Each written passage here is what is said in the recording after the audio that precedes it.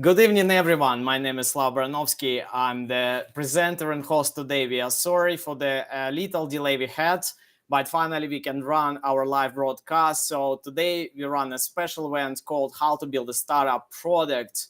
And this is going to be our 2-hour session with our special experts and guests we aim to have tonight.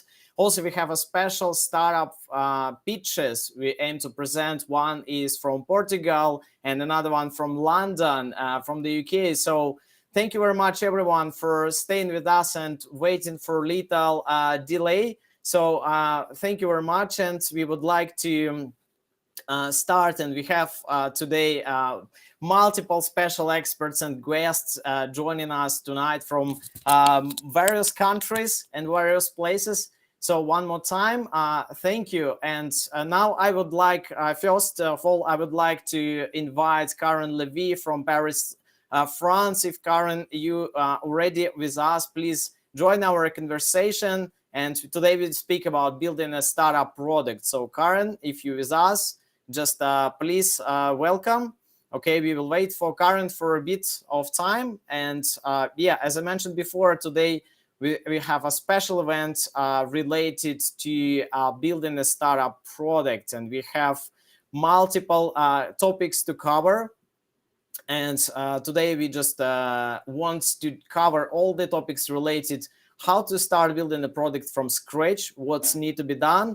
And yeah, I see the Karen Levy from Paris is already with us. Karen, if you can join our live and introduce yourself, tell us few words about your background, your experience, and we will start our discussion. Welcome.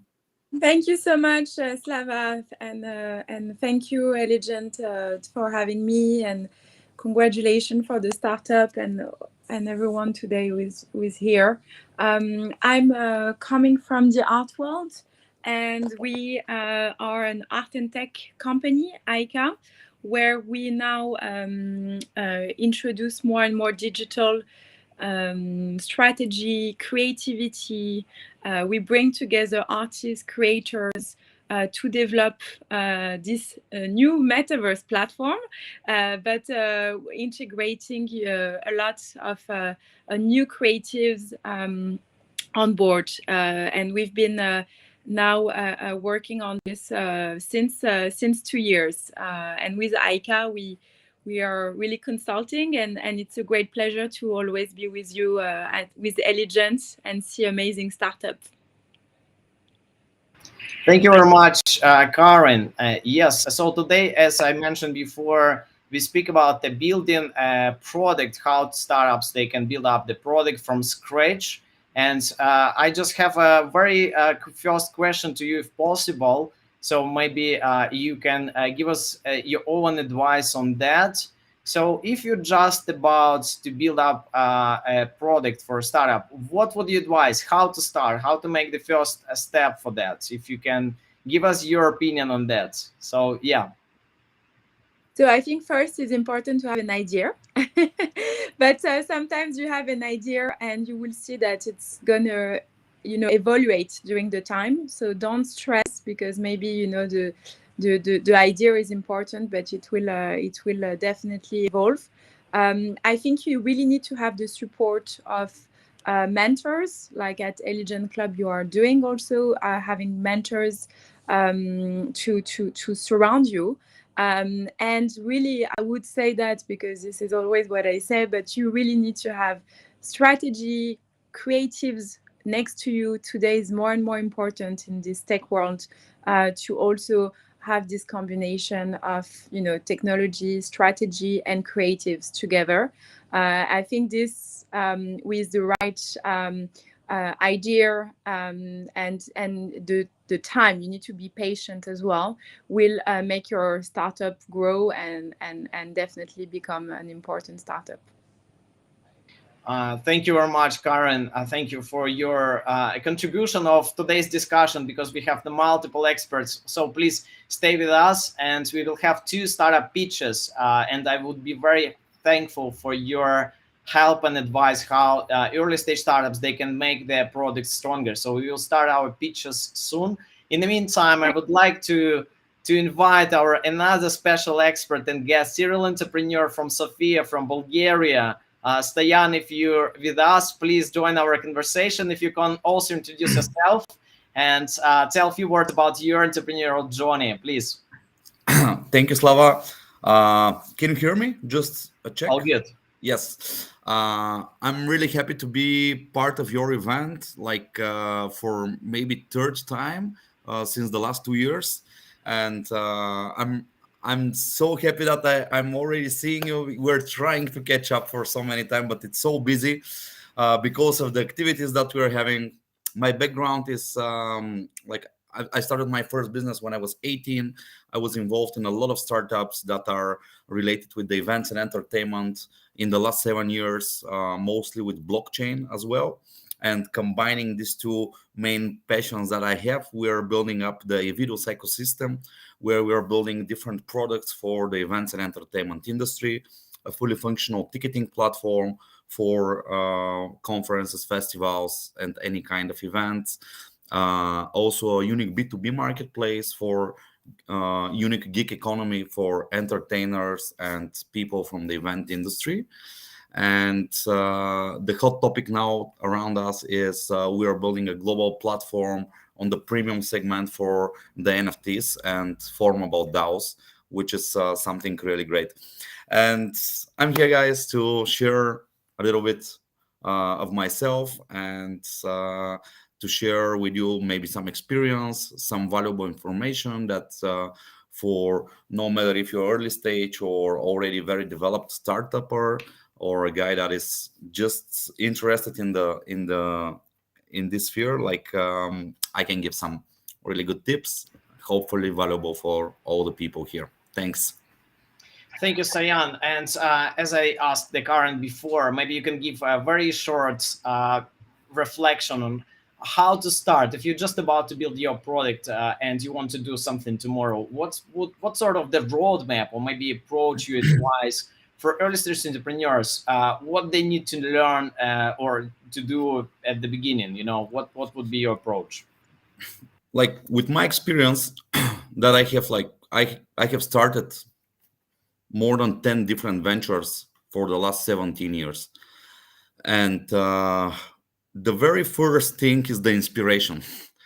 Like why you are want to do this and what is your actually what is your motivation to solve the problem that you are facing with the product that you plan to build. And then it's really important, like who are the people around you, because starting a startup is never a long game. Like you need to surround yourself with great people that are actually like-minded and people that share your vision, and they're different professionals, like they're in the different direction. If you're a business guy and sales and visionary, if you also have with you a technical guy, a design, legal, marketing, and as a first step, if you try to combine talent, people that will join you with your vision, your motivation, and at the same time you're a consistent team, you can bootstrap even in the very beginning without funding, without any other help. Like this is maybe the most important in the beginning. And I can advise everyone, like just to visit some events, to try to find like-minded people, to pitch the idea in front of relevant people, and to try to combine with some other people, and then they can start doing stuff. I think that the idea and the clear pitch deck, the clear thing that you're doing as first is very important, and to the first people that you're gonna surround yourself with. Thanks a lot for your reflection, and I also want to cover another important point, because that's probably one of the hot questions being asked at the beginning. First of all, do you think that startup founders should have a tech expertise or background in order to be a tech startup founder? And second point, how basically to optimize the startup and product development expenses, especially at early stage. Early stage founders, they always struggle with funding. And that, Johnny, we met a couple of years ago, and it was completely different story in comparison to what you have now, your own universe, literally. But how to start if you don't have much resources, how to optimize the resources, and especially, what advice you can give to those entrepreneurs who don't have enough tech background? What would be your advice? Again, like referring to the previous question, the best thing that you can do in the beginning is to actually first realize what are your strengths. Are you a business guy? Are you a technical guy? Are you a marketing and community, or a legal, or business development? Like it's first, when you know your strengths, and when you know what is your what is your role in this upcoming venture, then even without the money, without the funding, because in the beginning everyone is struggling, most of the startups, of course, um, and and the best thing that you can do is to invite, as a co-founder, if you're not a technical guy, invite a technical guy that is with your vision, that actually can could motivate the people with equity from this future venture, and inviting people that are on the directions that you are not very strong. That is, like, if you're not technical, you're bringing a technical guy. You also bring a visual and design guy to make the things looks good. At the same time, it's pretty important. A lot of startups are actually thinking that in the very beginning, like, the legal part is not so important. But if you take a look at a lot of examples, like early stage Facebook, for example, you understand how important is to have also the legal part. And by inviting some legal advisor and person that can help in the very beginning with some legal advice, some documents, some drafts, that the contracts that the team will have between themselves, having a vesting, and people to be motivated to work and to achieve. And if someone is not working, to have a pretty clear idea what is happening if you do not deliver. Like, all these things you can do without even a single dollar. I mean, you can do it as a bootstrapping. I really love this, like the bootstrapping concept, where, like, you together with your team, you're starting building the MVP, and you go to the market and test the different hypotheses, and then you see if it works or not. If it works, you go more, you're going for funding, you're going for next steps. And yeah, that's really important. And there's a lot of people that are actually doing mistakes. They're trying first to find funding, then start working. I think that it needs to be an opposite. Like, when you really find a problem that you can solve with some product that you're building, then the money are coming, because it's easy to like, when you have a validated MVP, to go and knock on the doors on the VCs. If you're crypto, it's even like wider opportunities for funding. And now, like, there's so much money on the market, and a quality idea with good team behind and validated MVP easily raise money and start building the next stages. Thanks a lot, Stayan. And we just have the list of the questions, and I wanted also to ask Karen to share her points about how to optimize expenses on building a startup, because I know you a lot. You work a lot, Karen, with VR and other technologies, and they all tech intensive and extensive. So how to make sure you have enough resources at early stage? Maybe you can give your advice based on your track record, how to optimize expenses, how to save up money, and make sure you able to build your product. So if you're with us, please join the conversation. If not, just we move on. But I hope you with us. So yeah, just we'll wait for your reply.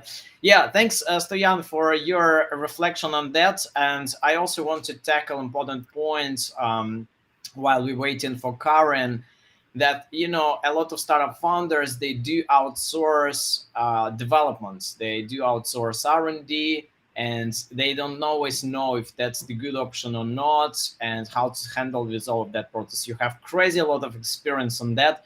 So for those startups who can't facilitate own development, can you advise how to manage outsourcing and how to make sure that it's not going to destroy your business or destroy your sort of the product in a way, and also will bring some benefits for business and also for your customers, if that makes sense? For the last 5 years, we managed to work with a lot of outsourced companies on our tech. Also, we have people in house, and I think that here to work with separate company, there is the pluses and the minuses, and maybe one of the biggest advantages is that like you have very very strict relations with a contract and a roadmap that this company agree on, and then they need to deliver. If they don't deliver, it's up to them actually to fix the problems. And like this is a good advantage, because when you're having only in-house people, there is a lot of management effort that need to be done, and usually with tech people sometimes it's pretty hard to work on.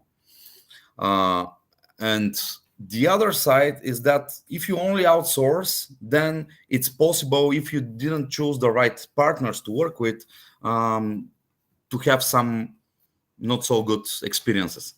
I can say that it's great to have outsource, but if you have some management in-house, for example, in our company, we have our CTO, Rick, which is a really great guy. And he's also co-founder of Evidus ecosystem. And we're having in-house and outsource resources. For example, the project management, also it's in-house, where we have a project manager that is actually having the big picture of the different products, and he is very technical, and he knows actually which company, which person, who is doing what, and he can control the roadmap. And if there are some kind of issues, like to at least to give some sign out about this. And I think that nowadays it's really hard to have only in-house team, and the hybrid model where you are controlling the things in-house but using resources and people outside the company, no matter if it's for the development and the software or for the marketing side, the legal side, it's something completely normal now, and it's very flexible, and it's more and more flexible with this decentralization, all these things with the pandemic and the online environment. It's pretty easy actually to see what is happening with the team and the progress in Jira, in other tools that you are using for project management. And my answer here is people to be open, because sometimes the best thing is to be in-house if you have the people around and you can engage them and start working with you. But if you have a great company that can deliver very fast, why to lose time and money to look for developers when you can just hire a company that can build it up for 3 months, for example? Thank you very much, Stoyan. I think it was extremely valuable for those who just about start building the tech product. And please stay with us, because we will have startup pitches coming very shortly. Now I also have a special invited expert from New York, Brian Ortiz. Brian, if you stay with us, I would like to ask you to join our conversation and also give us a few points about how to start building your tech startup. First of all, maybe a few directions you can give to early stage entrepreneurs who just about to build their products. Welcome. Okay, thank you. How's everyone doing? So just a quick intro. I've been working with startups for the past 7 years. I'm a consultant. I manage product-based startups in the early stages, and partner affiliations for more from FG. We partner up with Kickstarter and Indiegogo, so we've been managing over 700 IPs for the past 6 years. So how to start your tech product? Basically, gotta first search for the demand, right? I think one of the best ways is one of the first key points that we're looking for when working with a startup is like if they're passionate, right? Are you gonna make this? Are you gonna make a product just to have make a quick buck, or are you looking to scale the brand overall? So if you're passionate, then you start searching for the demand. Start searching for the demand, then you're gonna start figuring out what is the output based on the consumer feedback. So I think the best way is to just write down, find the demand, the market you want to focus into, then write down 100 things that will be possible solutions for this market. Once you figure out what is the possible solution, out of these 100, you slice it down to five. Out of these fives, then you start kind of getting feedback. A great way that some of our startups have done it before, great free resource is using Reddit. Reddit and Quora is phenomenal. You can basically get someone to give you unbiased opinion. The issue when you're starting up with when you're basically just you pitching it to your families and friends, they're gonna be biased. They're gonna want to satisfy you, say things to make you happy. But the best thing is unbiased feedback from the public. So figure out an idea, figure out the market, find the demand. Once you find the demand, find a solution, write down 100 solution, cut it down to five. While you cut it down to five, test it out in Reddit and Quora and get the feedback. And then after that, you what our earlier speaker was saying, you outsource. I think a lot of people try to do many things. What a lot of the CEOs and very successful people that I have met, they say, I focus what I'm good at, right? Grow your skill, and whatever you're not good at, outsource it. Don't waste time trying to learn how to do marketing. It's ridiculous. So try to learn how to basically be a product engineer. You don't need much. Find a good team, find people that are passionate, find people that understand your brand, and then you can kind of scale it from there. Hope that answers your questions. Absolutely, thanks a lot. And also, we are coming along this topic, and for sure, I think the main challenge for startups at the beginning, because they have a lot of features in mind when they build it up some product, and they're trying to understand how to prioritize the features and how to define what will become the unique selling points or USP of the product on the market, especially if it's tough market and tough competition. So at the beginning, how would you advise for startup founders to define their USP of the product and to understand how they can prioritize some features development and some functionality development? If you have some experience on that, can you give any advice?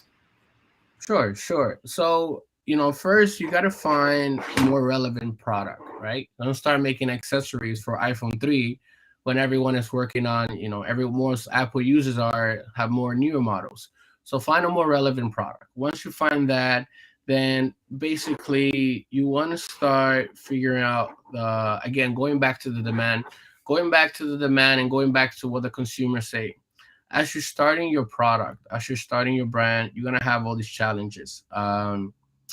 One of the ways that our startups kind of approach is the procedures. So I work a lot with crowdfunding campaigns, and they usually come to us and they're working on their design, then they make the prototype of us, then they go launch the campaigns. All you got to do is make it to the prototype. How they find the unique selling points, what some of them do, like let's say if you're making, for example, you're making a speaker made out of wood, right? You find out all the demands for it, how many people have purchased it, and this information is out there. You could go to, you could Google this, and you can find it on Amazon. Top selling products, top selling features with wooden speakers. Once you find this, then you get all the different features back. Get all the different features of the top selling product for the past 5 years. Make a list of 100 items. It's about making this list and seeing it in front of you and then narrowing it down.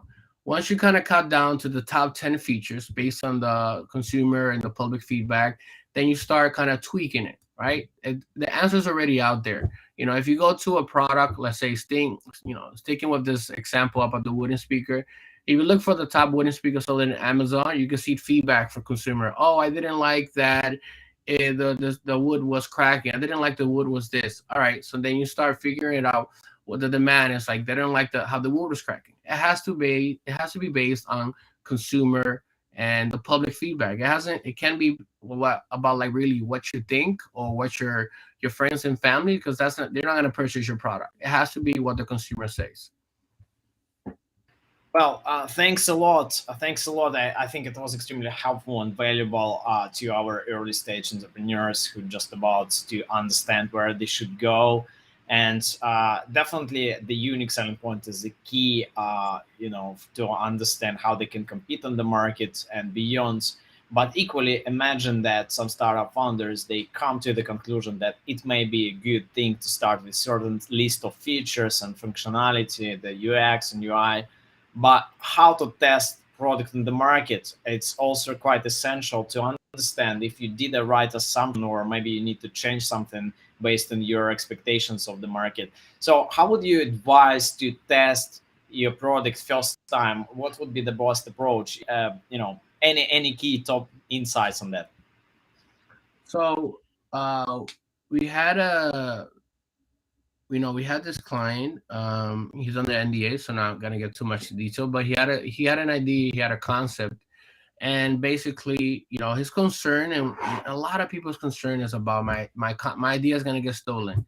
No one's gonna steal your idea, right? It's like you need especially if it's a complicated tech idea, you need a massive team. The only people that's looking to steal IPs is like it's Amazon or Google. If you're doing very well, this is in the long run, but you basically have to so using this example of this client, he basically tested the concept. We convinced him. I'm like, hey, you should ask the public. So he went on Quora and on Reddit, and he started a forum, and he's like, hey guys, I'm thinking about doing this and that, what do you guys think? And then he got like a ton of different responses from different people, right, from strangers from all over the world. And based on these responses, he decided to pivot of his concept. So he ended up making a completely different change, but just based after testing it with the market. And you test it for free. You can test it through not only through Reddit and Quora, but you can run a simple organic campaign, right? If you put it on Instagram, put it on different social media platforms, like whatever it is your product. I'm like, hey, we're working on this. We're working on this concept. One of my favorite approaches that we've done before is kind of getting the public involved. One of the best ways to kind of get an earlier consumer base adapted to your brand is by making them involved, right? You make them involved as you are kind of building your product. You give them step by step, just a lot of footage, a lot of videos. Just like, if you make whether it's a YouTube or Instagram, whatever it is you're promoting your brand, you are getting feedback. And like, hey guys, we're thinking about launching this product, but before that, we're undecided between these two colors. What do you guys think? And then you get all these tools of different people. 1,000 people say blue, 500 people say green, 200 say white, 100 say black. All right, you didn't want to make blue, but now you have to because the majority of people are saying blue. So that's the best way to test your market, getting the feedback from different Quora and Reddit and social media consumer. And you do this for free, by the way. This is a great thing about tech this day and age. You can do this testing for free. And of course, you can also do you can go to websites like Upwork and Fiverr, and you hire people, and you can outsource. There's a lot of talented people from all around the world that are working in these platforms and are very affordable.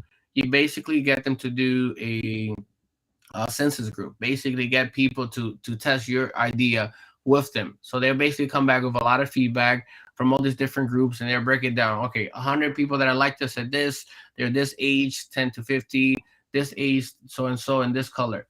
This way, you also start kind of pivoting and start focusing on where is your target market.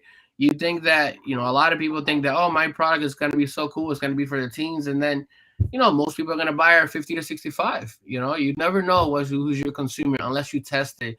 And then you need to focus more on them, because if this is going to be your main consumer, you need to focus more on them. Well, thanks a lot for such a comprehensive overview of your experience and how did you work with your customers and startups. I think it was, again, extremely helpful and valuable. Now I would like also to ask Stoyan to join our conversation and also to give some contributions on another challenge which some startup founders may experience. Brian, stay with us because we'll have startup pitches in literally 10 minutes. So please, We're looking forward to get your contributions on that. So Stoyan, my question would be quite tough as well. I think, sometimes even you found your product market fit, your USP on the market, and you think you're doing something right, but somehow by some reason you still don't have sales. You don't have sales, and maybe something goes wrong, and it's very hard to understand what's going on wrong. And then imagine that you kind of looking for some strategy to make some move. So what would you advise to make some change in the product, or maybe change the market? As now we have on the call the Paris, New York, Sofia, London, and other countries, so maybe something what works for one country in one market cannot work properly for another one. So how would you define what would be most less resource required, or maybe less difficult to change? And based on your track record of experience, how would you define what's need to be done? Market change or product change? It's let's start first with the idea that sometimes the product is not so important to bring immediately money and sales. Like if you do some application that you need to gain very fast number of users, maybe your KPIs will not be on the how much money you actually earn this quarter, but how million users you gain in usage. When you have the product market fit. And for example, if you take a look at like the big companies, like in the very beginning, they were very focused on growth and expanding user base than into making money. And once you get the clients, then there are so many ideas for implementing premium features, having like performance marketing mechanisms that you can actually earn money by providing relevant information to relevant people. But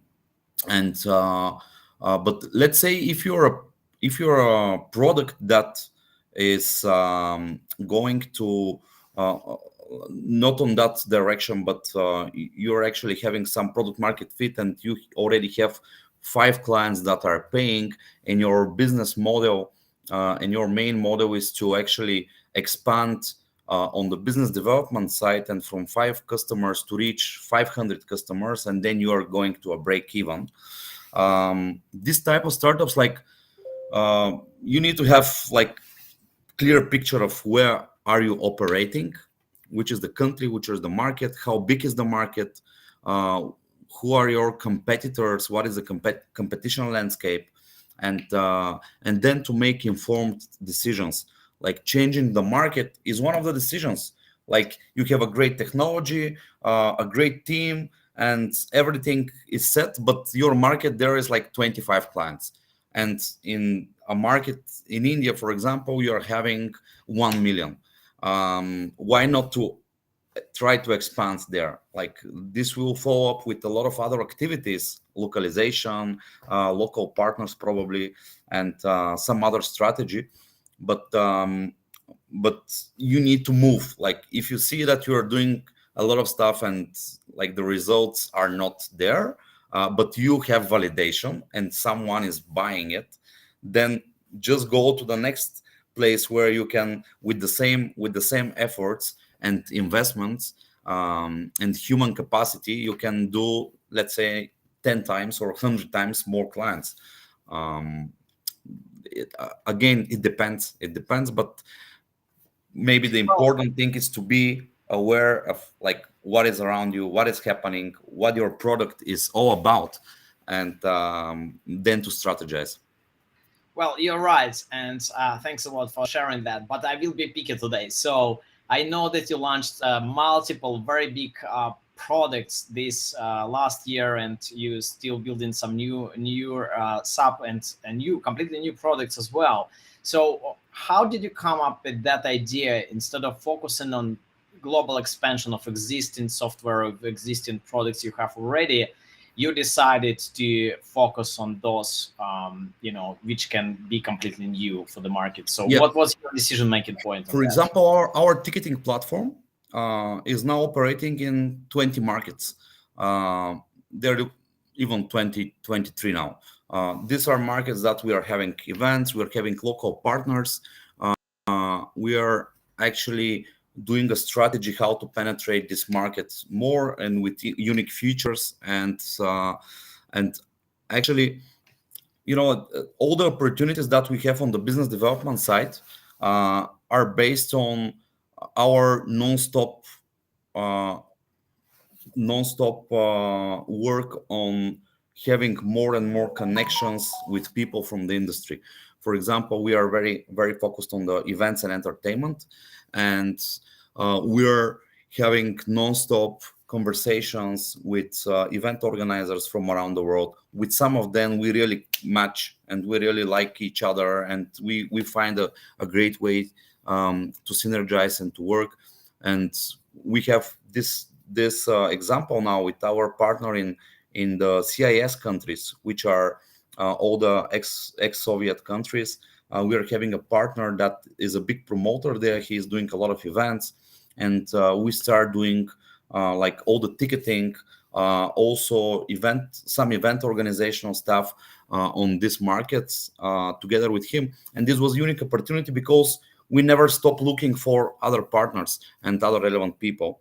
And I can advise I can advise everyone, like, just to be open and to knock on the people's door, and when someone is knocking on your door, just open and give it a chance to speak. Sometimes the best things are coming from people that you don't expect to, and the huge opportunities. Thank you very much, Stoyan, for your answer on my bigger question, actually. But I really want to figure out how early stage founders can build own ventures from day one. So just in a few minutes, we will start our pitch presentation from two startups. One is from Portugal, another one from the UK. Before that, I have a special guest from Malta, Giovanni Mule, expert in marketing. Early stage entrepreneur as well, and serial entrepreneur, had some previous experiences in building own ventures. So Giovanni, if you can join our conversation, and I have a special question for you. First of all, if you can introduce yourself, tell us a little bit more about your backgrounds, and I have a special question. When to start your marketing activities, before building the product, in the middle, or after you did something tangible? So what would be your advice for early stage founders? Tell us your story, please. Right. Thank you for the intro. Always kind of you. Actually missed these conversations. Some of HFL knew me for, but yeah, I'm a brand strategist. I call myself such because I work in the area of marketing and mainly digital marketing, and I advise pretty much professionals, but as well startups. Yeah, I'm based in Malta right now, and working on several projects at the moment, but mainly focusing on consulting clients and yeah, answering your question, because I think that that's more interesting and more important for all of the guys listening. I would say definitely before, it's important to create a community before even launching your product, because right now there is so much advertising online, so many ads, so many groups, Facebook, etc. And obviously you want to stand out, so attract attention, being one of the most valuable currency at the moment, because everyone is looking at their phone. There is no way back, and you gotta join. There's just no other option. Therefore, I would say build a community and make it look like a tribe, not necessarily as a group where you want to sell after, because at the end of the day, people buy from people, but as well they want to join something more important than a simple group on Facebook, or let's say a group on WhatsApp, because once you're building a community and you are sharing content and people are following you without asking for anything, especially selling, I think it's a lot easier than to show your products, show your story, sharing your struggles as well, and people will connect even more with the brand, which is basically what you have to do before you build your product. You're basically creating brand awareness, and once that's ready, it's a lot easier for you then to actually say, hey guys, we're actually launching in 30 days. We'd love to have your emails and let you know in advance and be in this special offer group. And then that's a lot easier. So yeah, building that foundation for success even before you have the product, I would advise. Thank you, Giovanni. And just like one more question before, again, if you're just about building your product, a part of the marketing based on your track record of experience, what advice you can give to those entrepreneurs who just about to start their products right now from today? Any roadmap, any advice how to make it happen? Yeah, as I said, I think the roadmap would start with telling stories and put content out there before you even spend any money on advertising, especially for bootstrapping. But even if you have capital, I would highly recommend that you put content out there, videos, photos, whatever. As long as you put content out there, especially videos. You can start a TikTok channel in nothing. It's just about consistency, and that will give you a pot of people, in a way, a group of people that you will sell your product after. So first, definitely create a strategy out there of what you want people to know about the brand or the startup that you are building, and once that's done, create content on a massive scale and invite experts to talk with you and showcase as well your faces. Like, don't be afraid of saying, I'm building the startups, I don't know how it's going, I don't know if like show like true vulnerability in a case as well, and yeah, content, and then use email marketing. And once you already have some sales, perhaps you can start adding ads as well, but don't be afraid of communicating with the world in a way. Thank you very much, Giovanni, for your sharing your experiences. It was Giovanni Muli with us. Now we start our pitch presentations. One is from Portugal, and now I would like to introduce the team of Becoming startup team. Three founders today with us.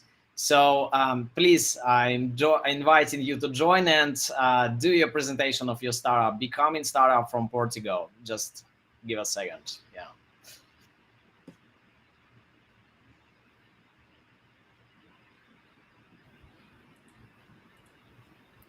Hello. Hi. Hello. Can I Please share share your screen. Yeah, exactly.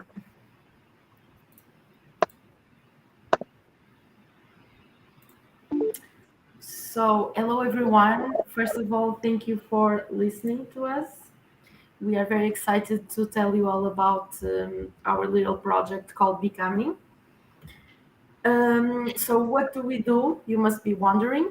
We offer a mentoring and teaching service on sustainability at home, which includes a box of zero waste products with a monthly subscription, and there is a sequence to the boxes. The first ones are of easy adaptation to your home, and then it starts to get more serious, just like a game. You go step by step until you reach the final goal of being as more zero waste as possible in your home.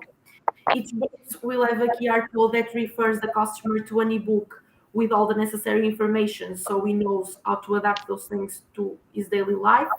And the boxes in which the products are sent can be transformed and reused as if they were a product by themselves. For example, a kid's game or for a cat.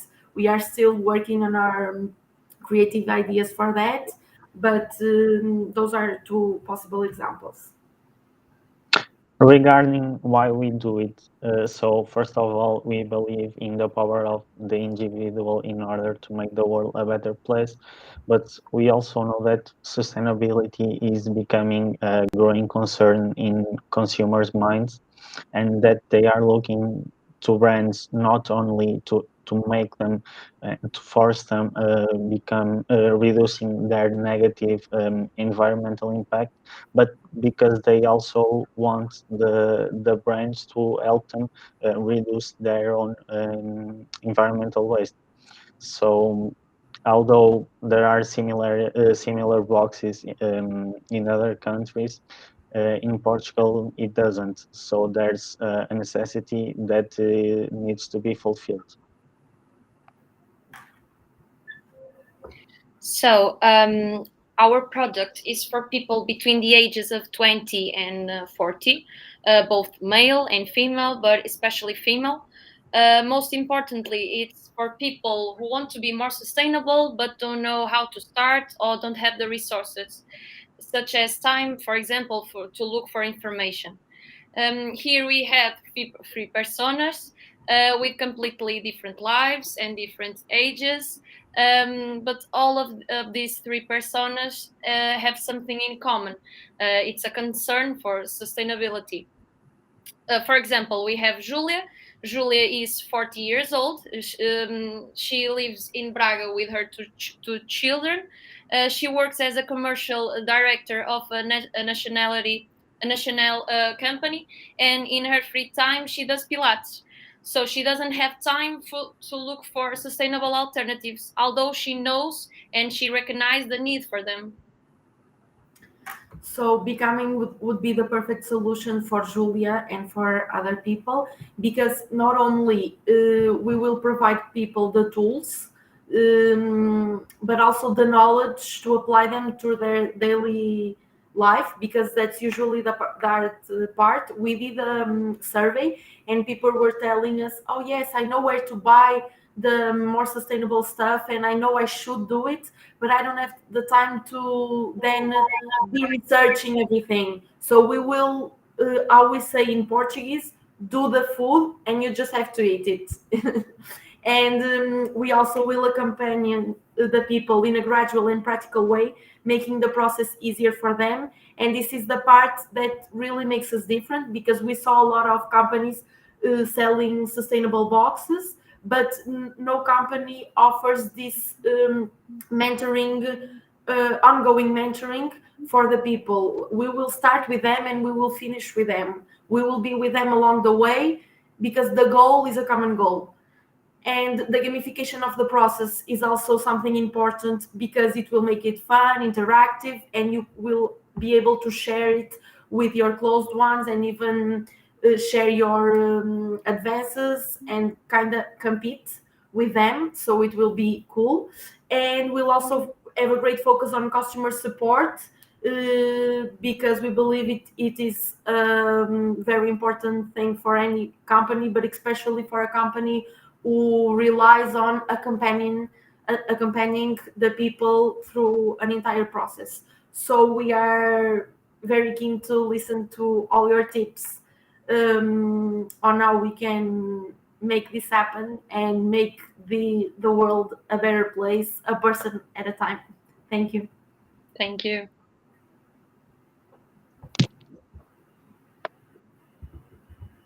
Did I stop sharing my? Now I would like to ask our experts to join the discussion. So maybe Stoyan, you can join and give us feedback, your points about the presentation of Tim, please. Welcome. Thank you guys for your presentation. I definitely like what you do and what problems are you facing.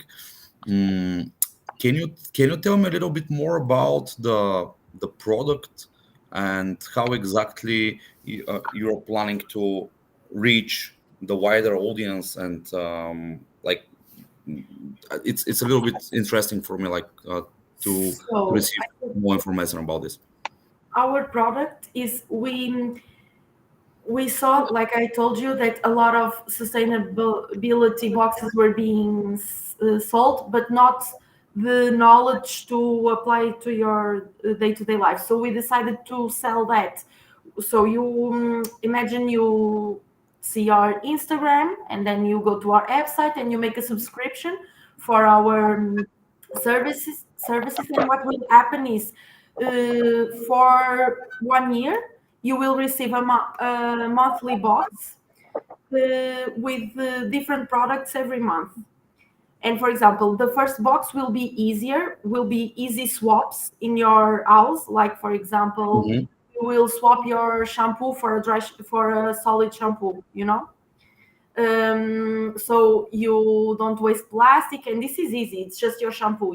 But every month it will become um, harder, let's say, and in the end, what we hope to have accomplished, if the client follows all our tips and advices, is that your household will be the more sustainable as possible. For example, when you do your laundry, when you do your dishes, when you do your hygiene, that you be as zero waste as possible, even though we know that no one can be 100% zero waste. But the point is to do the best anyone can do, and to work on it together. And then to reach the wider audience. My two colleagues, Katarina and Rui, they are both marketeers, so I think we are safe on that. They are kings in communication, so we will uh, do TikTok and Instagram, because through our research, that's the social media platforms that best suit our segmentation. And our website. Am I forgetting anything, No, guys? about Yeah, And women. by the we way, are I'm so impressed of TikTok. Like it's bringing. I was thinking it's only for the small kids, but already it's so huge, and their algorithms are so good that actually, if you're not on TikTok, you're losing, because they're serving the relevant contents to relevant people, and Yeah. it's great that you're having it on the strategy. Yeah. And we think it fits really good with the because we have to give tips, so you can make the little funny videos telling people how to use the products that go inside the boxes. So it's kind of perfect. Awesome. Thank you. Thank you very much, Stayan. And now I would like to ask Brian to share his insights and his feedback and comments, if any. Please, Brian, join our conversation. Any comments on your side? We cannot hear you by some reason yet, so maybe you can double check the sound. Say hi. Can you hear me now? Yeah. Yes. Good.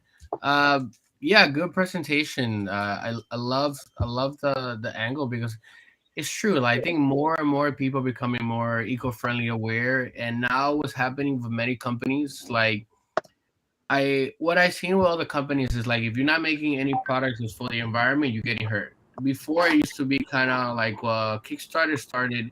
I don't know if you guys remember Tom, like the shoes. You buy one shoe, it gives to a child in need in Africa. This was like a niche at the beginning, and any company that started this was getting a lot of support. Now you have to do this. You have to be eco-friendly, otherwise you're kind of, the public is gonna attack you. So I love the concept. I love the the monthly subscription have done very, very well in the past. uh, One thing I could say, I think Shijang said it pretty good. The marketing it's intact.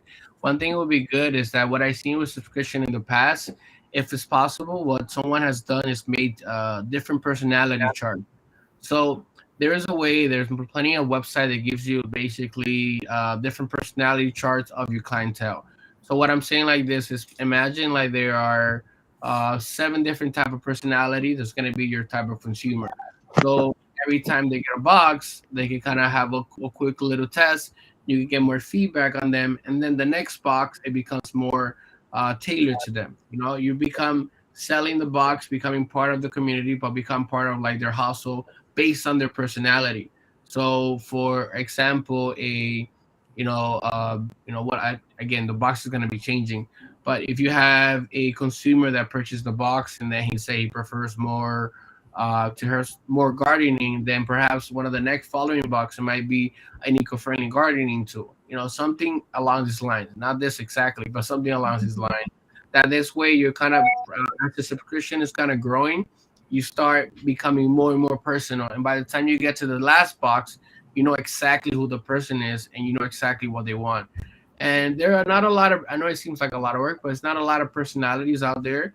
There are what I mean, personality tests. Of course, everybody has different personalities, but there are these. I'll look it up and find it. But there are these websites that basically you take a questionnaire and it tells you what type of personality you are, kind of what are you more accustomed to, what are you more sticking to. This way, you become more direct with your consumer, right? Because it's a niche product, right? Not everyone, I don't see older people, right? Older people, you can't teach an old dog new tricks. So I did like, older people are not don't care about recycling, right? They just want to live out their die, just live their life in peace. They don't care about recycling.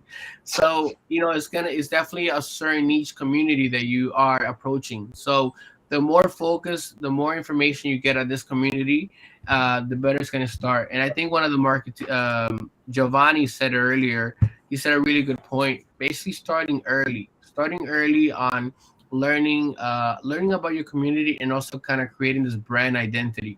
Now, the earlier you could do it, the more you can start before you even start marketing, before you even start spending on marketing. The earlier you could do this, the better you're gonna have an idea of how you're gonna basically target this market once you're ready to launch.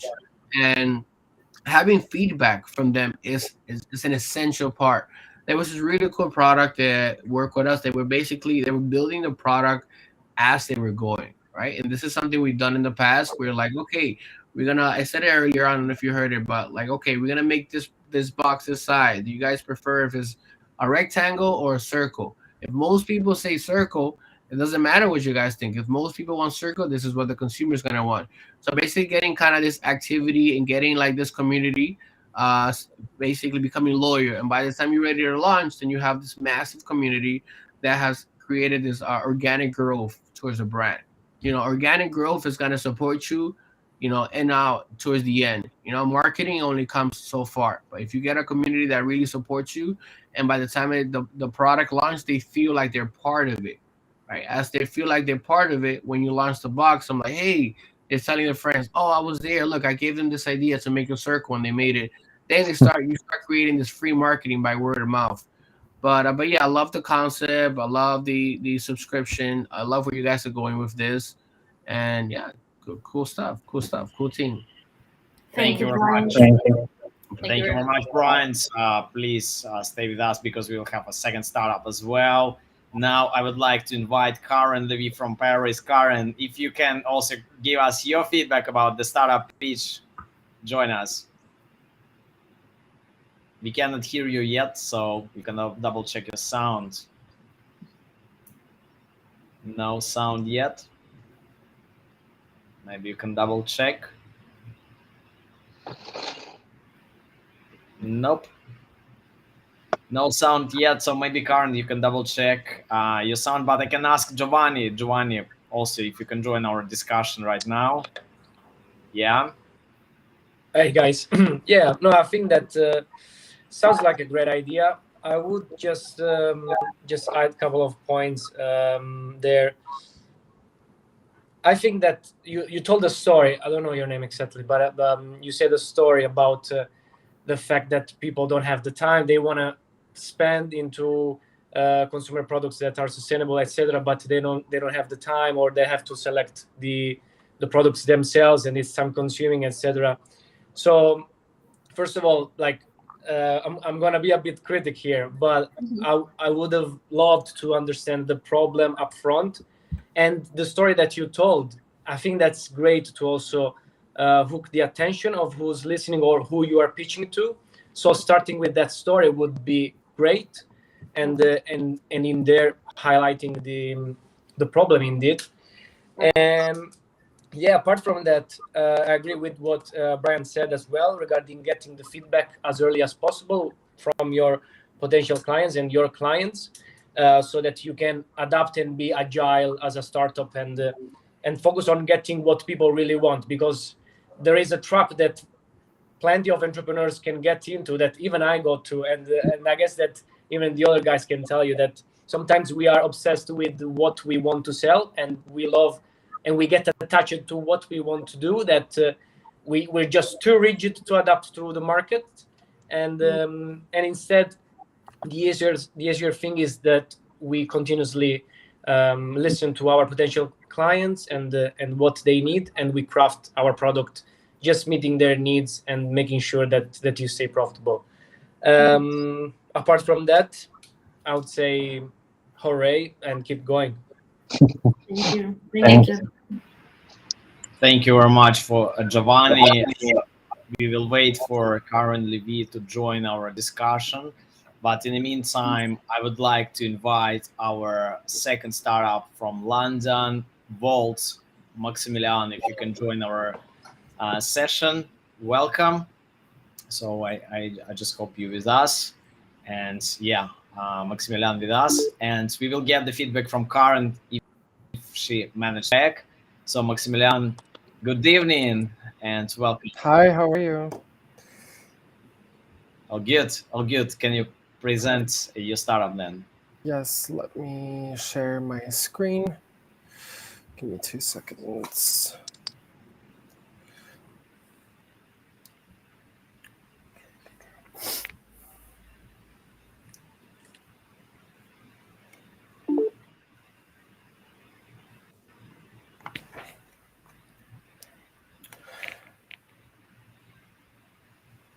Can you see it?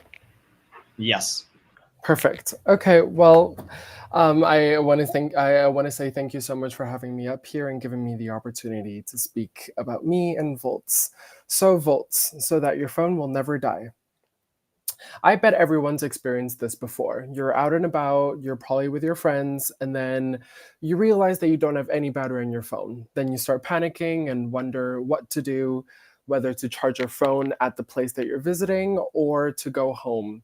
Well, recently a study says that 4 in 10 people cut their outdoor activities short when they run out of battery. This will mean that they will literally leave any gathering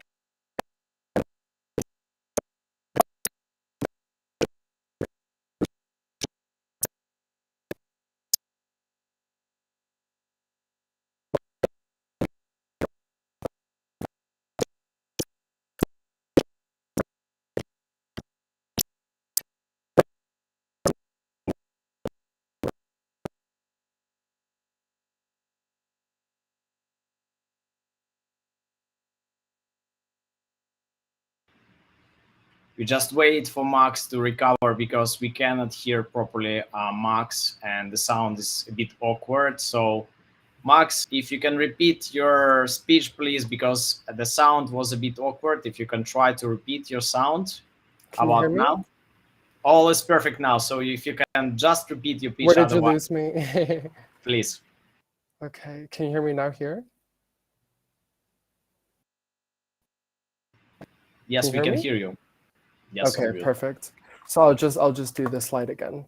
So the current market validation stands at around 3,500 stations in circulation across the UK from 2 major players, which are Charged Up and Juice. This is just in the UK alone and could be expanded to other countries such as the Netherlands, Germany, and more, since it's not as widespread there as it is here or in China, where there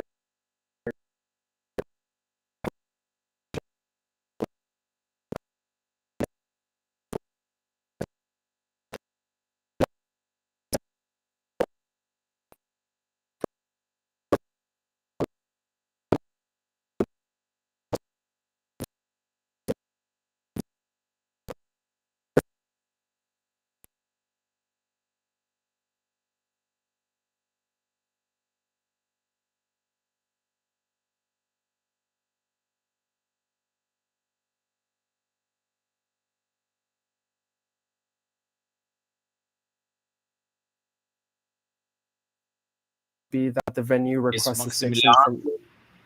So Can you hear me? yeah. Yeah, Maximilian, if you can just to repeat one more time, we got some awkward sounds on your side by some reason. And before it was nice when you start discussion, and then, so basically, if you can start one more time, please. On this slide? On the previous one from the previous, and just to carry on this on. slide? Yeah, yes, exactly.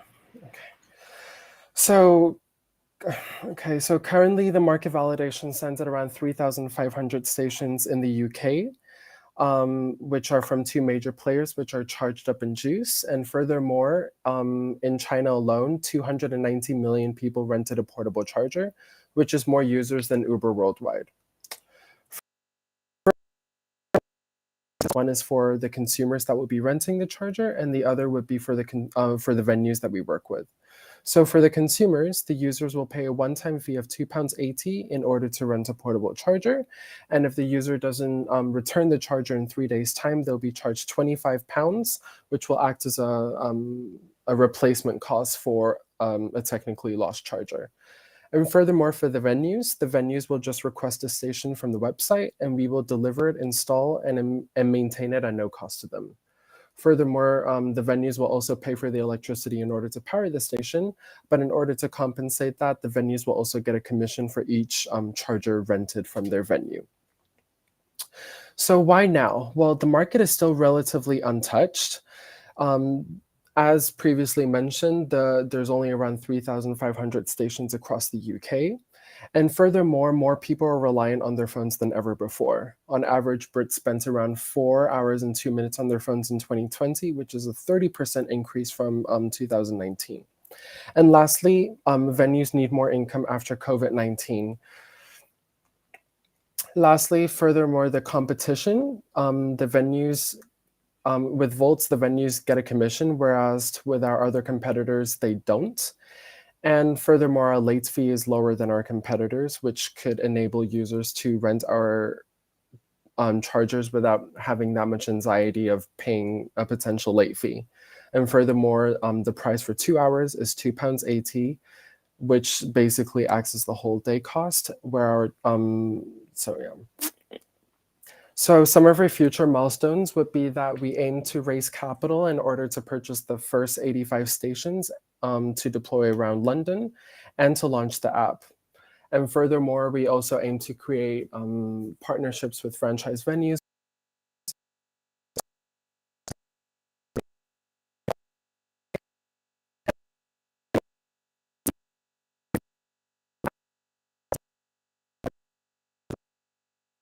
The same attraction sound. Today would be. So Max, if you can repeat the last few sentences, because we lost you again. The last few sentences. Here, so Q3. Okay. So in Q3, we aim to purchase more stations and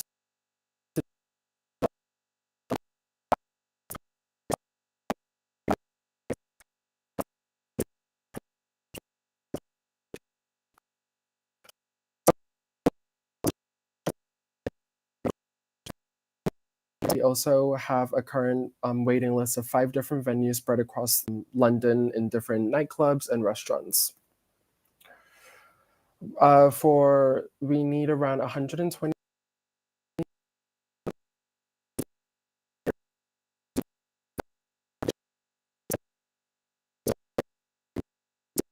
Still, we have some issues with sound. So yeah, sure can you repeat? Can you hear me Is now? All good? Yeah, yeah. Okay, yes. By some reason, the So sound is finally comes on and off. I'm not sure why. I'm not too sure why.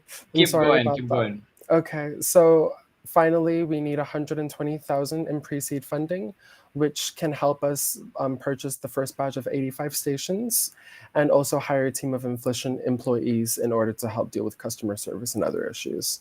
So I want to thank you guys very much, and I'm open to any questions. Thank you, guys. I'm really sorry about the sound again. I'm not sure why it's happening. Thank you, Max. It was a bit challenging, but I believe you may get some questions from our experts. So maybe, Brian, you can start, and also please ask some questions in case you didn't get something clear during the presentation. Welcome. Sure. How you doing, Max? Everything good? Yeah, it's Oh, some audio tech. perfect. Not sure It why. happens. It happens. It happens. You know, it happens to the best of us. It's all good. Yeah, I caught a good glimpse of your presentation. It was kind of coming in and out. Let me see. A few points are. So let's starting with the, from the, you said that 290 million people in China are purchasing. So I've been living in China the past 8, 9 years, and I purchased it a few times. So I have rented it a few times, the actual portable bank. And one of the things with portable banks in China is that they're much thinner and more affordable than anywhere else. I think cutting your competition, that's a really good strategy. I think the last slide you said that for 2 hours it's £2 and 80, as opposed to your competitor being £2 each. If you could kind of just cut them lower, because you're a new brand, so if you could cut them lower than in all three brackets, then that could be a win-win for that fact. Um, yeah, it was, again, you cut off a good chunk of the presentation. It happens. One of the, I think you have, well, starting backwards, you said that your Instagram, you have a good following in Instagram, so you can start like this organic growth. I don't know if you caught the earlier part of the conversation, but Giovanni and I were hinting that is, having like this organic growth and just starting it before you launch it is a good seed. I think you have enough followers, enough reputation that you could even try to fund it yourself, instead of having an investor. Because when you enter an investor for unknown, for a company that started up that doesn't have any sales, then they're going to ask for a big chunk of it, a big chunk of either profits or equity, whatever it is. So I think if you have such a good funding, you could, try to go fund it yourself. Try to a couple of GoFunding campaigns, and whatever it is, and whatever you don't get, you can kind of, ask families and friends. But the good things about, you can't really do crowdfunding because it's yeah, we crowdfunding campaigns like Kickstarter, Indiegogo wouldn't really accept it, just for the facts of power banks. It's just been out there. It needs to be a unique selling point. But you could definitely do a couple of different GoFunding campaigns. I'll send you. There's a list there of different platforms that you probably can find it yourself. But yeah, this could kind of help you without having the 120 grand for having any investors and asking for equity back. Um, what other part? I think yeah. So basically, you target in UK. You were mentioning about the UK that is a higher demand. Companies are in different facilities are looking to have more revenue come in because of COVID. That is true. I think it helps if you can partner up with a another renting company. What companies done in the past, such as yours, when they're starting up and they don't have a lot of unique selling points. Of course, you're renting out power banks, but there's a lot of power bank stations coming out. And for you to kind of get your name out there, besides selling it, making it cheaper, it will help if you can kind of make it a maybe partner up with a company that's also doing renting. Like vending machines is a good good concept. Having a vending machines that you say, hey, we partner up, like the vending machines they sell in different facilities, whether it's chips or soda, whatever it is. If you kind of partner up with them and say like, hey, I'm going to split the profit, if you can kind of have it in the same venue, that will help you out. And yeah, I think it's a good concept. Again, be hello, somebody, can you hear me? Yes, we can hear you well. Okay. So yeah, it's a good concept. Just be mindful that it is, there is a demand, but there is a satire for it as well. There's a lot of people doing this. There's a lot of different companies, so you need to have a lot of unique selling points, right? And having first thing is just make it cheaper than everyone else. That's it. Undercut them. That's the first strategy. Then having this organic growth. You have 100K people following you on Instagram. Use that, start seeing the first people that promote it. You get a free power bank. Start giving out free power banks. So, and for different influencers and different people within your network, so you can kind of have them promote your brand, right? If you go, hey, I'll give you a free power bank, and have them customize.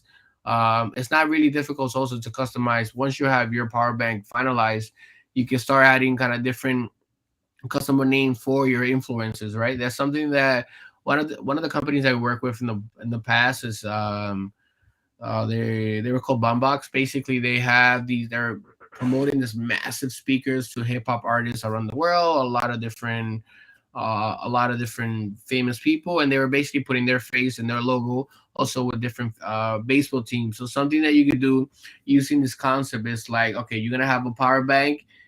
You don't necessarily need to promote your brand all over the power bank. You can just have it in the corner, and if you're promoting it in the football field. I don't know any teams in London. I'm sorry, but in English famous football team, whatever, Liverpool, yeah. So if you're promoting in Liverpool or Manchester, you put the Liverpool color, right, and people will go nuts over that. So if you're kind of targeting for the Liverpool community or the Manchester community, you put the football team name, then people become more keen to kind of buy, to not only renting it but just buying it, right? They don't care. They'll pay that extra $15. They'll take it if they're gonna be promoting their team. So kind of like playing with stringing the hearts of the customer. That's something really good when it comes to power banks, so other the tech devices that is kind of all over the place. So you need to learn how to kind of separate yourself from other people. But overall, yeah, I think you have a really good start. You have the followers. You have the team. Yeah, avoid getting that extra 120 grand by all means necessary, because they're gonna ask for a lot of equity, and then when you start growing, then you're gonna regret that, which is a lot of companies have done that we work with. They offer equity too early on, and by the time you ended up scaling, you're like, all right, I'm giving this. They're making a couple of hundred grands, and they only gave me 100 grand, so you end up losing down the road. So that's the only advice on that. Thanks a lot, Brian. Very comprehensive feedback, and please stay with us. Now, I also would like to ask Karen Levy, if you can join our discussions. Let's try one more time regarding the sound. Let's make sure you can speak. So, Hello. yes, all good. Now it's good. Finally. Hi. Well done for your presentation. It's difficult to come after Brian's because I think a lot of things have been said already. I would like to say that I think, again, to put this type of product in some buildings like corporates, work with some brands, partnership. I mean, I work with artists. Even if you make some, artists to tag or design it, could be also an interesting kind of an interesting idea. So I think you really need to work on the partnership with as many people as you can, as well as influencers, because you need to be scalable. And I think, as Brian said, like if you try it in like 2-3 location, you offer it to the people like that are going to use it, and you can scale it. I think this is also very interesting. You don't need to necessarily like raise a lot of capital on this. And I'm someone that is typically your target. I always have no battery. I'm working in the art world also. I have no battery in art fair, so if you can actually provide some batteries in the in the art fairs, I'll be super happy. So just make sure you have the right team that really can build your partnership with, and think out of the box in terms of design. I think this can be also very interesting, to have something that is very particular, either made with artists or designers. You also should think about countries with high potential, like Middle Eastern, Asia. We see a lot of things happening over there. So if you launch your product also in these kind of countries, can be also very interesting and relevant. After, I'll be super interested to see more of your, in terms of how do you scale it? What are your plans in Q1, Q2, in terms of the countries you want to reach, in terms of the people you want to reach even more? But I think it's very relevant. So make something that is a bit out of the box is very interesting on this type of product.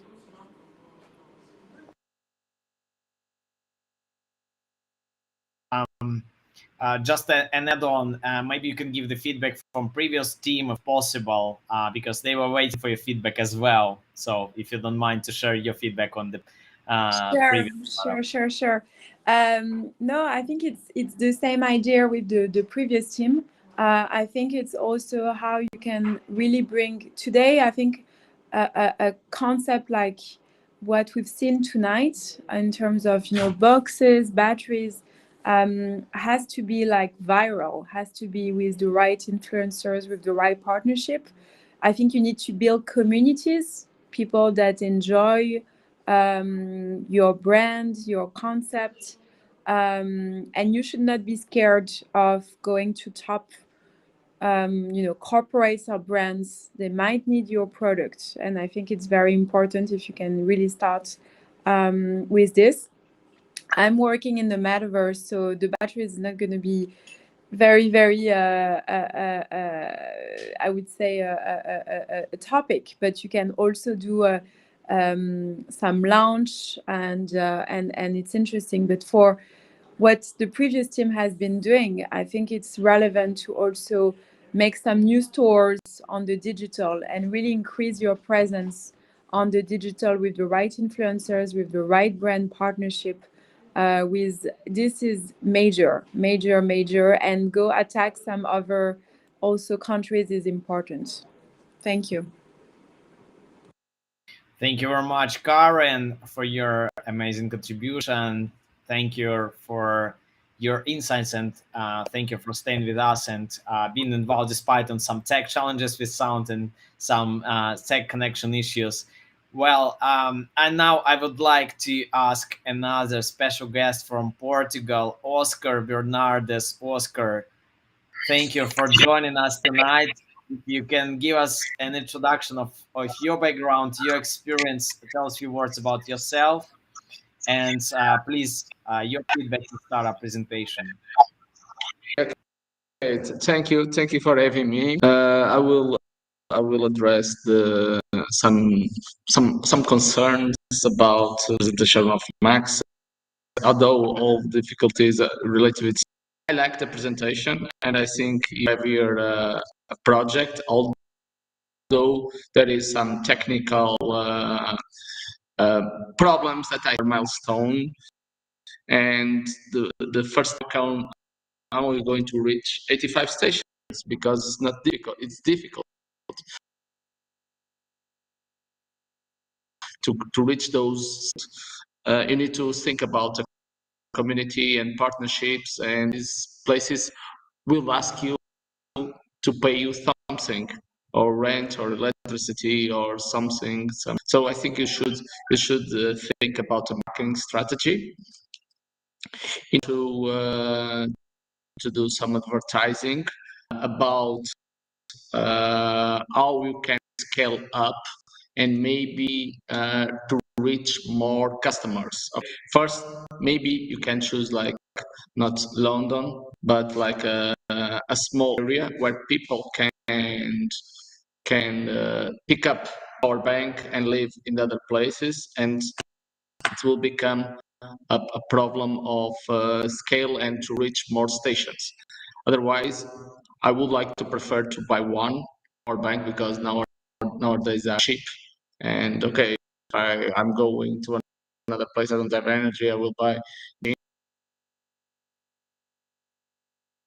and you will have that problem, okay, of buying a new or renting in your station. Taking consideration this exports, this is my biggest concern. Okay, it's how we're going to scale up your business. I realize your milestone, and I think you have that thing figured out, but your break stone is going to be the 85 stations. Okay. Thank you very much, Oscar, for your feedback, for your contribution. Please stay with us if you can, because we have some ongoing discussions about the topic, how to build a startup products. And thank you very much for your feedback.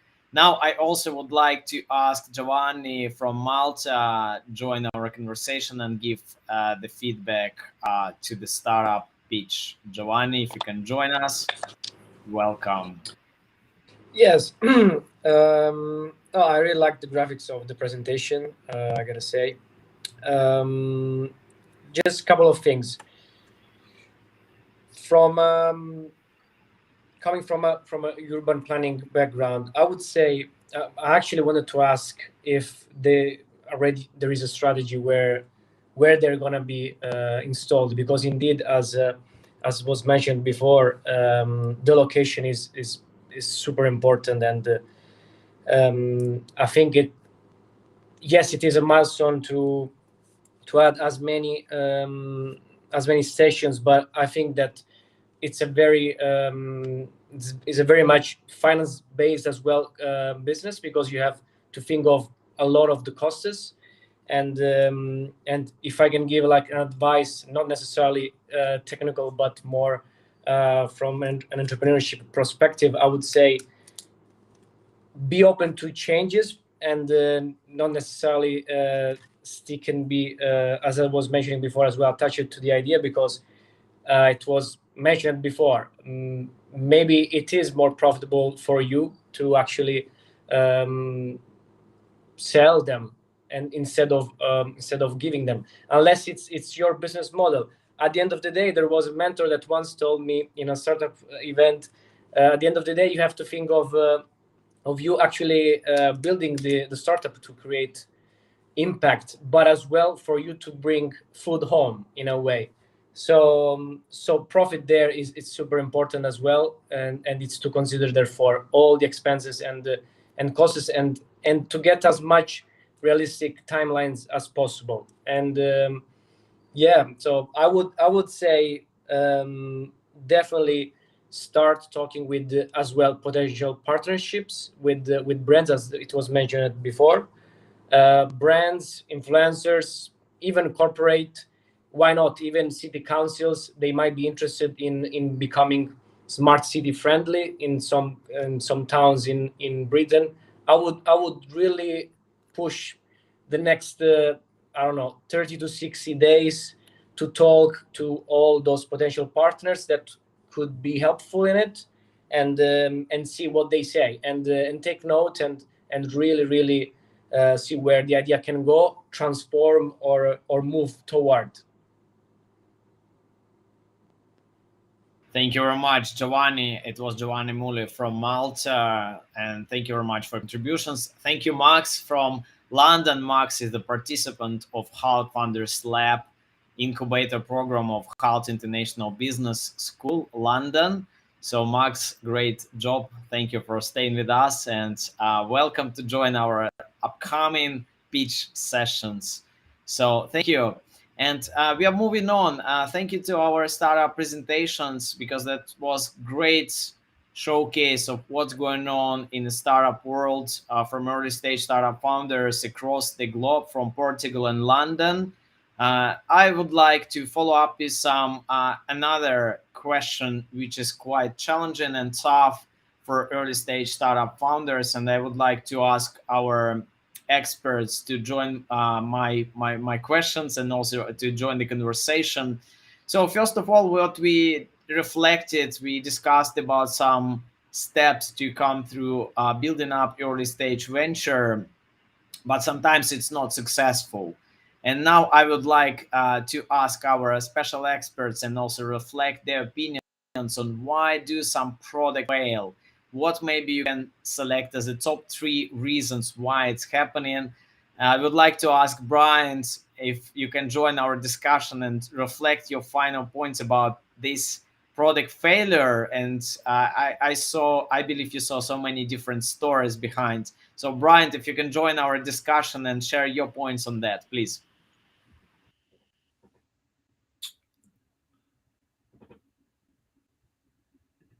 Hello. Yeah. Okay.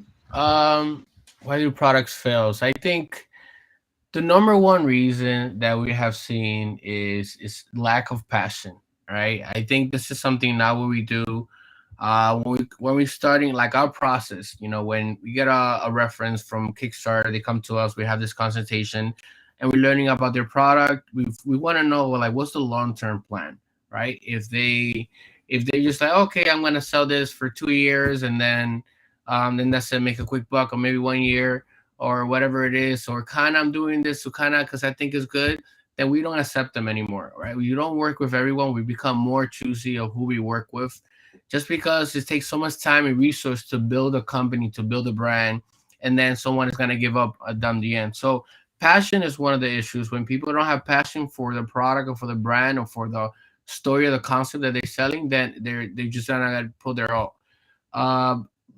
Number two is just lack of resources, lack of research more than anything, lack of research prior to, like, engaging the market before you launch it. Like going to, like, you launching a phone accessory I was saying earlier for iPhone 3, and then it failed. I'm like, yeah, we don't, nobody's using iPhone 3 anymore. So just doing your research on what the consumers and the community want. Is at the end of the day, is not what you think is best, is what the consumers want. So just getting a lot of feedback from the market is best. Number three, I think a lot of people micromanaging. I've seen this happen a lot. A lot of people want to micromanage. Most CEOs make this mistake at the beginning. Well, not, I think I'll say most, yeah. They want to do everything, right? They want to be a jack of all trades, and they want to focus on everything. They want to do everything. You can't do everything, right? Focus on what you're good at, and then outsource to what you're not, or give some that's access on what you're not. I think earlier we were talking about product development, finding a team. A lot of people come to us. We focus on product development from beginning to end, and they say that, okay, why can't I do it myself? I'm like, yeah, we're more than welcome. And then there's been cases that people have this chaotic issue with the supply chain and manufacturing, and then they come back to us. You gotta hire experts to do what you're not good at. All right, don't try to learn how to make a product. Don't try to learn to do marketing. If you're good at storytelling, then focus on storytelling. If you're good at marketing, focus on the marketing. But whatever you're not good at, outsource it or give the task to someone else. So not having passion, not doing enough research, not micromanaging, and the last is having unrealistic timelines, right?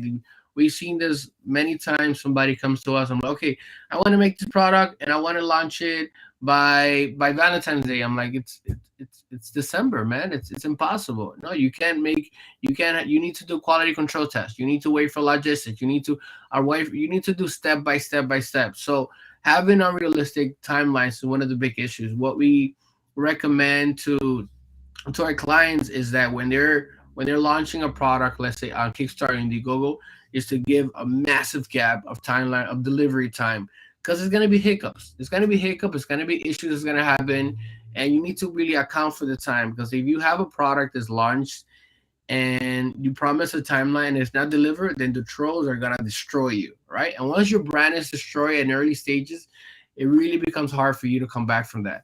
So what I said, the research, doing the research at the beginning before you launch it, being passionate about the brand, about the product and the vision, not micromanaging, and having realistic timelines. I would say that's one of those common 4 issues. There are many other issues, but those common 4 issues that we've seen and when startups or product-based companies really fail.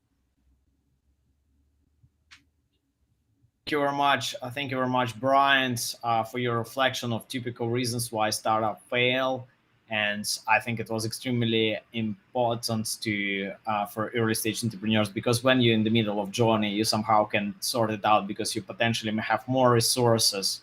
But for early stage founders, it's a key challenge to make sure everything goes in the right direction from day one. So Karen, if you can join and also share your points on why some startups fail and how to avoid these typical mistakes when they develop own products, please join our conversation. Yes, no, but first I would like to say that we all make mistakes, and I would not qualify this, as a real failure. I would say that you learn from the experience. When you enter the startup, you maybe don't know what you're entering, and I think sometimes you can be too early. Or your product needs to be changed, and you also need to think big. I think if you think of like at a small scale, from personal experience, this can be really challenging. So I would say that think big, try the market, make sure your product is relevant, make sure you have the right people around you to surround yourself, and accept the challenges and accept to adapt yourself, especially today. It's very, very important. But we're not making mistakes, you know, it's just more experience that needs to be done. So nice reflection, Karen. Thank you for sharing that point about making mistake is not, you know, end of the day and the end of the world. It's just experience to come through and get some right conclusions to And make to change it. To change it. Absolutely. It was Karen Levy from Paris. Always welcome to see you, and thanks a lot for your insightful contribution of today's discussion, and looking forward to seeing you more and more during our sessions. And to see you in Paris. Likewise, for sure. So Karen, thank you. And now I would like to ask Giovanni from Malta. Giovanni, if you also give your points about how to avoid failure at early stage of product development, how to make sure you're making the right steps, and any your reflections on that, because you observed so many early stage startups as well.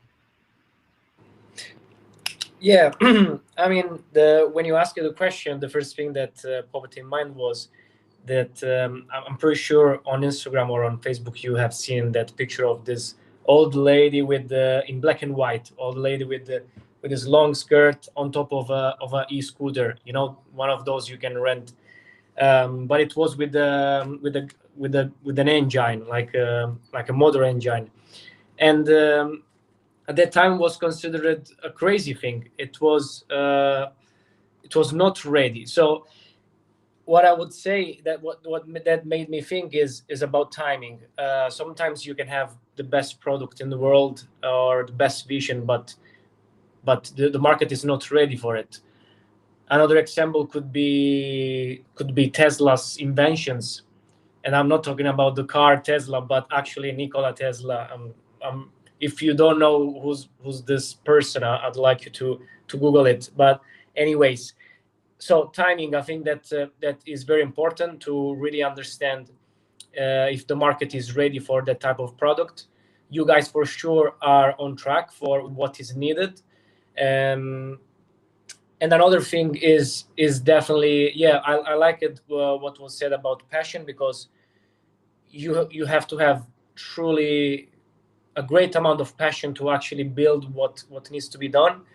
And the only thing that I could add on that is to be flexible as well, to change, and to ask feedback. I mean, two last things that I would say to both the teams, for example, that popped up after, were try the market right now, like build a prototype and give it a try. For example, in the case of the box, I would just start with 10 boxes, very simple, handmade, and with some products. It will take perhaps like 50 euros each and some of your time, and send it to very important or influential influencers online, for example, that you already spoke with, and that they might be interested, just to give it a try and support some of you, like saying, hi, do you actually support, are you open to supporting a young entrepreneur or aspiring entrepreneur from Portugal, maybe someone from your same town, your same city, and see what happens. Maybe they will repost it and will drive like 1,000 followers in 1 month, and someone will already start to saying where I can buy this. And there you can ask questions and have the attention of potential clients already there. In the case of the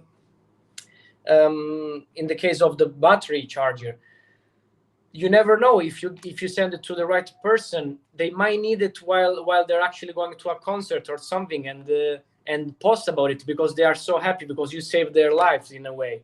So I would say just start early with the prototype as soon as you can, because there are two products. Yes, one is technology based, the other is a bit more simple, but get the prototype as soon as possible. That's definitely my recommendation, and get it out there, be ready for it, and ask questions. Yeah, I would conclude with that. Thank you very much, Giovanni. Giovanni is our frequent guest during our live broadcast sessions, a Legend Club member where we initially met at Marylebone, London. So Giovanni now on Malta, but thank you for staying consistent with engaging with our community, sharing your insights on and many topics we already had before, and that one is brilliant feedback to our pitch presentations and also other entrepreneurs listening and watching us right now. Giovanni, thank you. My pleasure to see you as always. Today we had a very nice discussion about building a tech product, how to come through the challenges, how to make it happen. We had today 2 startups.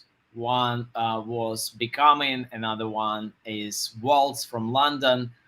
So if you're just about to start your business, try to follow our advices of our experts, and we are carry on with more events and activities this season in February and March.